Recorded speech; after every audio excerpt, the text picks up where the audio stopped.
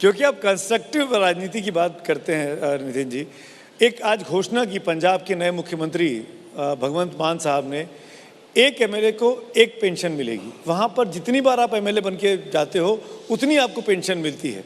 उन्होंने कहा कि पंजाब के सरकारी खजाने पर अतिरिक्त बोझ पड़ रहा था, पंजाब में बहुत स्थिति बुरी थी, तो उन्होंने आज को कह दिया एक बार एमएलए एक तनख्वाह फिक्स, एक पेंशन फिक्स। ये फॉर्मूला अच्छा है नहीं है? आप देखिए, ऐसा नहीं होता। वो क्या होता है, जो महाराष्ट्र में पद्धति है और पार्लियामेंट में पद्धति है कि 5 साल के रेजिम के लिए इतना होता है, फिर 10 साल होने के बाद इतना मिलता है। तो ये क्या होता है कि देखो, सभी धनवान नहीं होते हैं।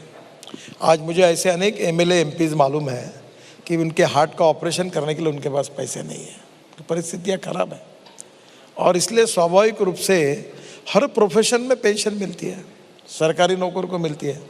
तो ये बात मांग उठी कि भाई लोकप्रतियों के भी जीवन में उनको हेल्थ सर्विसेज के लिए हेल्थ इंश्योरेंस जैसा कोई कवर होना चाहिए और उनको पेंशन मिलनी चाहिए। अब उसका फार्मूला क्या हो, ये हर राज्य तय कर सकता है।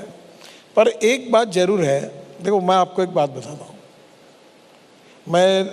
मुझे पास बहुत लोग आते कि मैं अपना जीवन पार्टी को देना चाहता हूँ, तो मैं बोलता हूँ आप क्या करते हो?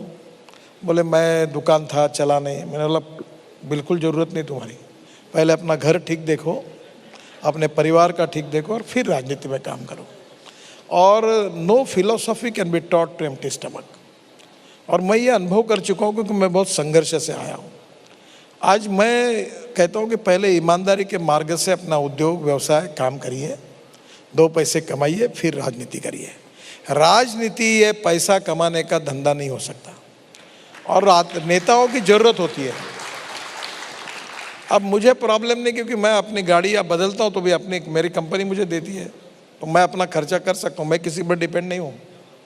तो कहीं ना कहीं राजनीतिक कार्यकर्ता जो ईमानदारी से कन्विक्शन के लिए काम कर रहा है, उसने अपनी आर्थिक स्थिति को ठीक करना चाहिए और फिर राजनीति में कन्विक्शन के साथ, ईमानदारी के साथ राजनीति का पेशा न मानते हुए लोगों की सेवा करनी चाहिए।